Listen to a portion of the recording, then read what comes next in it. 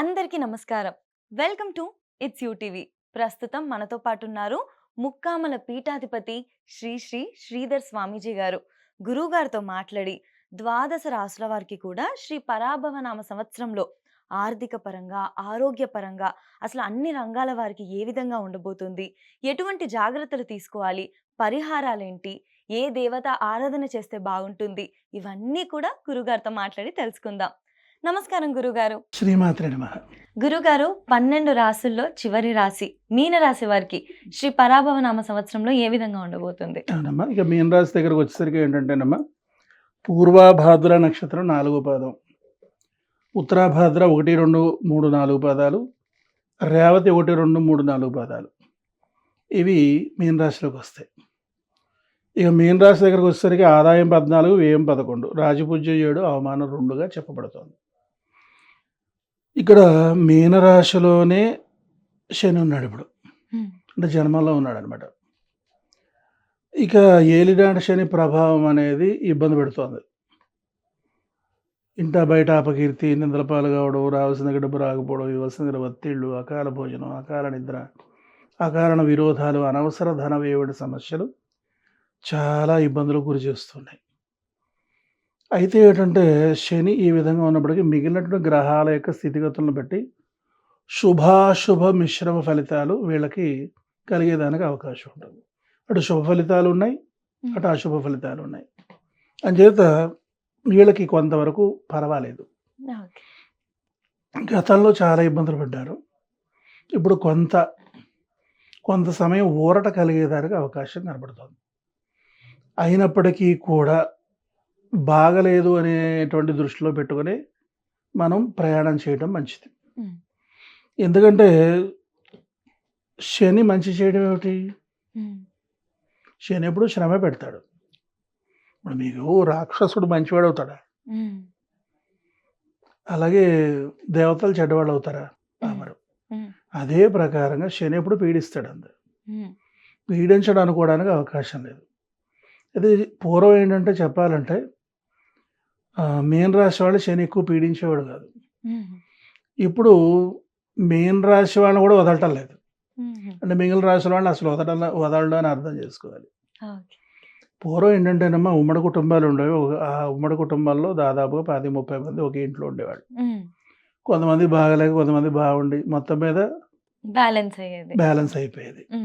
ఇప్పుడు అలా కాకుండా ముసలాళ్ళు ఓల్డేజ్ హోమ్లో, పెళ్ళం ఒక ఆఫీసులో ఉద్యోగం ఒక ఊర్లో, భర్త ఒక ఆఫీసులో వేరే ఊర్లో ఉద్యోగం, పిల్లలు ఒక్కొక్క పిల్లల ఒక్కొక్క హాస్టల్లో ఒక ఊర్లో, కుటుంబం అయిపోయింది, చల్లా చెదిరైపోయింది. ఎవరికి వారి ఏమైనా తెలియనటువంటి పరిస్థితి వచ్చేసింది. ఇక ఎట్లా అయిపోయిందంటే పరిస్థితి, ఎవరి జాతక ప్రభావం వాళ్ళ మీద పడిపోతుంది. ఒకళ్ళ జాతక బలం ఒకళ్ళు రక్షించేటువంటి పరిస్థితి కనపట్టలేదు. అంచేత ఇప్పుడు ఏమైపోయిందంటే గ్రహస్థితి అనేది చాలా తీవ్ర రూపం దాల్చేసింది. అంచేత ఎక్కువ ఇబ్బందులు పడుతున్నాం. అయితే ఇక్కడ ఏలినాడు శని అనేది ఎక్కువ ఇబ్బంది పెడుతుంది. అంటే మీన రాశిని కూడా వదలటం లేదంటే ఎంత జాగ్రత్తగా ఉండాలో మనం అర్థం చేసుకోవచ్చు. అంచేత ప్రతి ఒక్క రాశి వారు కూడా జాగ్రత్తగా ఉండాల్సిన పరిస్థితి ఉంది. ఇక తర్వాత అదేవిధంగా ఇక శుభ ఫలితం అనేసరికి ఏంటంటే కొంత మిగిలినటువంటి గ్రహాల యొక్క ప్రభావం అనేది కొంత చూపించేదానికి అవకాశం ఉంటుంది.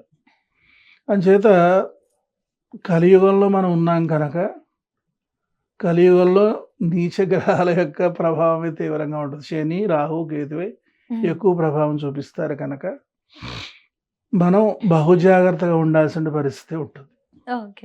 అంచేత బాగుంది అని అనుకోవడానికి మాత్రం నేనైతే బాగుందని అనుకోవద్దని చెప్తాను. శుభాశుభ మిశ్రమ ఫలితాలు ఉన్నాయని చెప్పినప్పటికీ మీన రాశి వాళ్ళు నేను గతంలో చూశాను, బాగుండేవారు. అసలు శని ఏం చేసేది కాదు, అంతగా పీడించేది కాదు. కానీ మీన రాశి వాళ్ళు మాత్రం ఒక ఆట ఆడిచ్చేస్తున్నాడు. ఇప్పుడు మీన రాశిని కూడా వదలటల్లా. అంచేత ఎక్కువ ఇబ్బంది పెడతాడు, జన్మంలోనే ఉన్నాడు. అంచేత ఆ ఇబ్బంది అధికంగానే ఉంటుంది కనుక మనం జాగ్రత్త వహించాల్సిన పరిస్థితి ఉంటుంది. ఇప్పుడు దుష్టుల మాట శిష్టులు వినాల్సి వస్తుంది. హ్మ్. శిష్టుల మాట దుష్టులు వినట్ల. హ్మ్. అదే విధంగా గ్రహాలు కూడా అనుకోవచ్చు. ఓకే. అంచేత జాగ్రత్తగానే ఉండాలి. ఏలినాటి శని ఉంది కనుక హ్మ్. విద్యార్థులకు, ఉద్యోగులకు విద్యార్థులకు కూడా గురుగారు? కొంత కష్టపడితేనే గానీ ఉత్తీర్ణత సాధించలేని పరిస్థితి ఉంటుంది. హ్మ్. వ్యవసాయదారులు కూడా కొంత మిశ్రమ ఫలితమే. ఒక పంటే లాభిస్తుంది. ఓకే. 2 పంటలు పరిపూర్ణంగా లాభసాటిగా ఉండవు. ఉండదు. ఓకే. రుణ బాధలనేవి ఉంటాయి. హ్మ్. కాస్తంత పాత అప్పులు క్లియర్ చేస్తారు. కొత్త అప్పులు చేస్తారు. ఓకే. ఈ తర్వాత వ్యాపారస్తులు కూడా ఏంటంటే కొత్త వ్యాపారాలు ఏం ప్రారంభించవద్దు. హ్మ్. ఉన్న వ్యాపారాలని బహుజాగ్రత్తగా హ్మ్. ముందుకి కొనసాగడం అనేది మంచిది. హ్మ్. ఈ తర్వాత అదే విధంగా రాజకీయ నాయకులు కూడా ఇక కొత్త ప్రయత్నాలు చేయకుండా హ్మ్. మౌనంగా ఉండడం అనేది అన్ని విధాలుగా కూడా మంచిదిగా చెప్పబడుతోంది. ఓకే. ఓకే. ఇక్కడ ఏమిటంటేనమ్మా చాలామంది చాలా బాగుంది, అద్భుతంగా ఉంది, ముందుకెళ్ళిపోండి అంటున్నారు. హ్మ్. వెళ్ళిపోయి పడిపోతున్నారు. హ్మ్.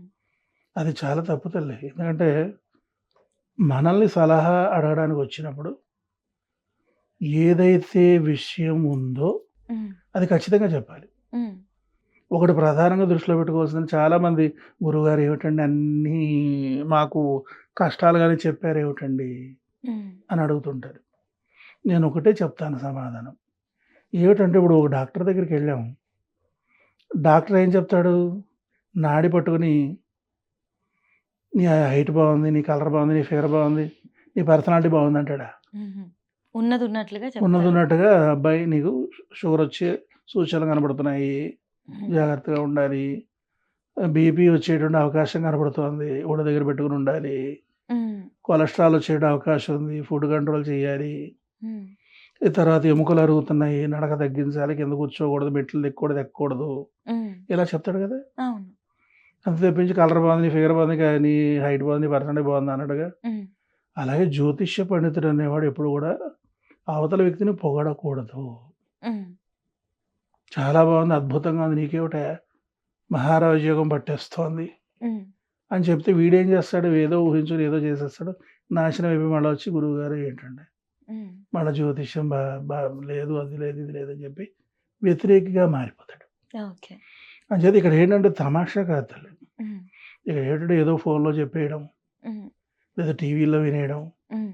ఇలాంటివి చేయకూడదు.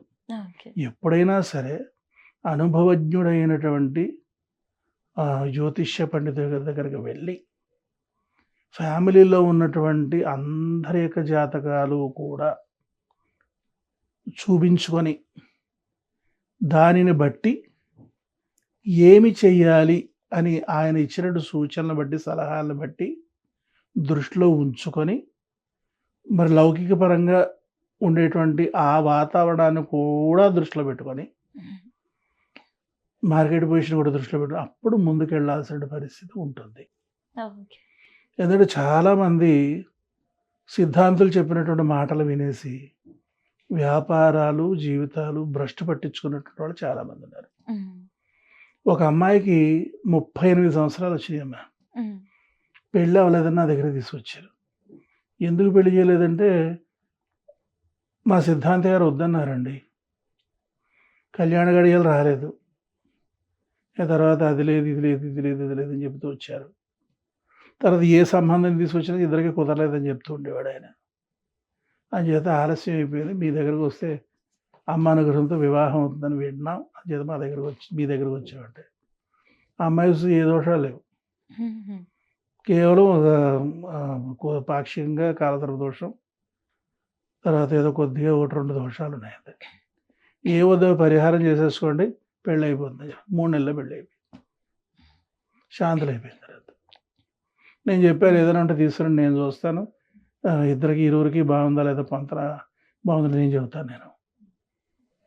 ఎప్పుడైనా సరే, ఎవరైనా సరే వివాహం అనేది వెంటనే అయిపోయేదని ప్రోత్సహించాలి. హ్మ్. కళ్యాణ గడియ రాకపోవడం ఏంటమ్మా? వయసు రాగానే పిల్ల ఆకర్షణ బట్టి, పిల్లాడి యొక్క ఆకర్షణ బట్టి అడిగేస్తారు. హ్మ్. మీ అమ్మాయికి పెళ్లి చేయరా? అంటే కళ్యాణ గడియ వచ్చినట్టే. హ్మ్. ఓకే. ఏమే మీ అబ్బాయికి పెళ్లి చేయవా ఇంకా? అంటే కళ్యాణ గడియ వచ్చినట్టే. వెంటనే పెళ్లి చేసేయాలి టైం. ఇప్పుడు ఈ రాశి వారికి సంవత్సరం వివాహ యోగం ఉందా వివాహ గురుగారు? యోగాలు ఉన్నాయి. హ్మ్. కాకపోతే కొంచెం కష్టంగా చేస్తారు. ఓకే. అప్పు చేసి కానీ పెళ్లి చేయలేని పరిస్థితి ఉంటుంది. ఓకే. శుభకార్యాలు చేస్తారు కానీ అప్పు చేసి శుభకార్యాలు చేయాలి. హ్మ్. అందుచేత కొంచెం జాగ్రత్తగా ఉండడం మంచిది. మరి దక్షిణ కాళిక, హ్మ్. ఆ తర్వాత తార, హ్మ్. చిన్నమస్త, ధూమావతి, మానస హ్మ్. వీళ్ళని ఆశ్రయించి ఉపశమనాన్ని పొందొచ్చు. హ్మ్. ఘన విజయాలు సాధించవచ్చు.